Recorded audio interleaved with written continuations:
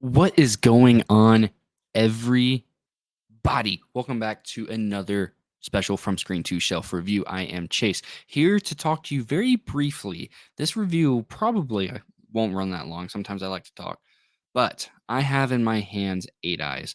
And for people that have been following me, we are a channel of three, but people that have been following me have gotten to know my taste, know that I absolutely love horror. Specifically, I really like what companies like TerrorVision, OCN Distro, Saturn Core sometimes, and especially Vinegar Syndrome releases. I absolutely love it. So this July, I had never heard of this movie somehow. They Vinegar Syndrome produced a movie that Austin Jennings directed, and it was his directorial debut. He's one of, I believe, the producers or one of the crew members, don't quote me on that, for Joe Bob Briggs, a Shudder series. That's really fun. Check that out as well. Shout out Joe Bob. And Vinegar Syndrome put out their first officially produced title in Eight Eyes. This one hit me by surprise, but this absolutely immaculate packaging. I went and just grabbed it the other day, and I was like, you know what? After I finished it, I had to talk about this movie because I feel like this movie needs a little bit more recognition in the I wouldn't say giallo, but if you like that Euro horror or like that grindhouse aesthetic, like that grindhouse style horror, this is really going to bring you back and definitely be a worthy addition to your collection. Whether you get it on the Black Friday sale or you decide to go ahead and pay full retail like I did on this one.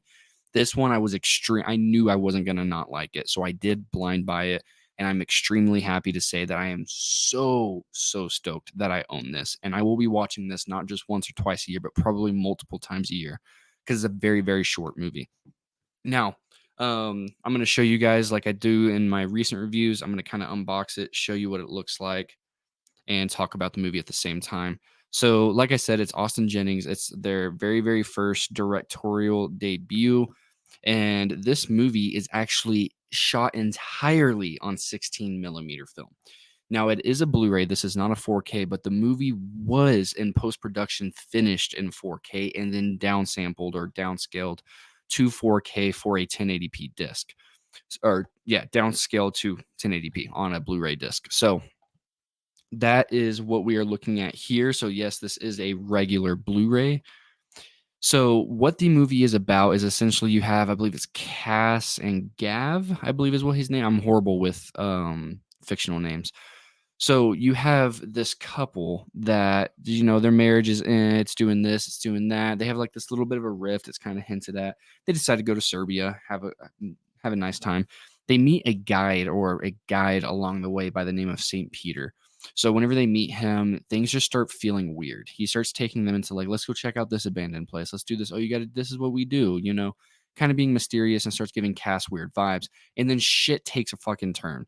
Like it takes a massive turn, and it is the best way that I can describe this movie is to give like two wildly different examples. Is I would compare this with Panos Cosmatos, who's really well known for Mandy, but one of his lesser known movies, Beyond the Black Rainbow. I would describe it in a kind of similar vein. They're not identical, but it's kind of a decent comparison. And I'll go even more obscure with one of my top three directors of all time, Tobe Hooper, rest in peace.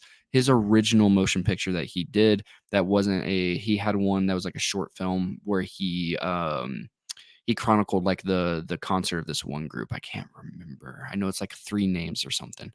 But anyways, Eggshells. It reminded me a lot visually of Eggshells. A lot. Like it's very psychological in that second and third act. It's very different. So I cannot recommend this movie enough, which is exactly why I really wanted to take the time to talk about it with you guys and just really sell you on this. I think this should be sold out of Vinegar Syndrome right now. This movie is really good. Excuse me. I give it a really strong 8.5 out of 10, and that's saying something. There were some things that I kind of desired a little bit more, but once I started embracing for what it is, and it's not trying to be super modern but look old. It's trying to be old. It's trying to feel that way, but it has no camp. It has a modern vibe to it with a visual aesthetic of something like around the time of Texas Chainsaw, around the time of Eggshells. even time of like earlier giallos and stuff like that. It just has that really filmic style that just absolutely works for it. Now, to break down the package a little more, it does have a commentary track for the special features with co-writer, director, editor Austin Jennings, producer Justin Martell, and co-writer, animator, sound recordist Matt Frink. So much to love, an interview with actress Emily Sweet, who plays our main lady, our final girl, as Cass. It's an experience and interview with actor Bradford Thomas. He's the one that plays Gav. Answering honestly, an interview with actor Bruno Veljanovsky, who plays St. Peter. A piece of history, an interview with co-producer Sager Dixon. Doing cowboy shit, an interview with cinematographer Sean Dahlberg. Idea Man, an interview with co-writer, animator, sound recordist Matt Frink.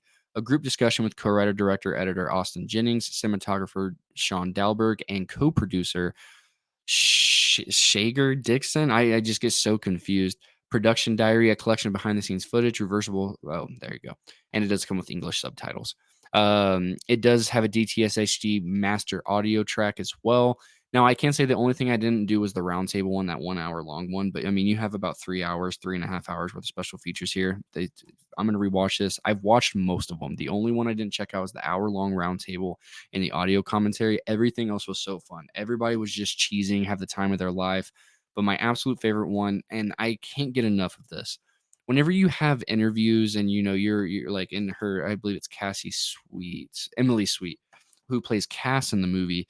That type of interview, yeah, she has great energy and everything like that. But those are very standard style interviews that, as much enjoyment as I get out of those, I watch a lot of special features, so it kind of gets cut and dry after a little while. Not enough movies do what I was used to a long time ago. Like way back in the DVD days, you would just get raw, uncut footage of behind the scenes footage. And that's what you get on here. And it's just so cool. It's like an immediate 10 out of 10 on special features whenever you get that stuff.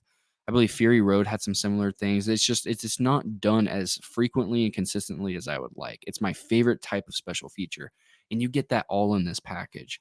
So yeah, guys, 8.5 out of 10. I'd give the whole package about an 8.5 out of 10 for the movie itself, and then a 9 out of 10 for the package and everything on here, sound, visual quality, everything. This is a home run right here, especially with this full slip art right here as well. You definitely cannot go wrong with it. So, this is going to be available. I'm sure you can get it through like Atomic Orbit or anything like that. But if you're here in the US, I highly implore you to just go straight through Vinegar Syndrome's website.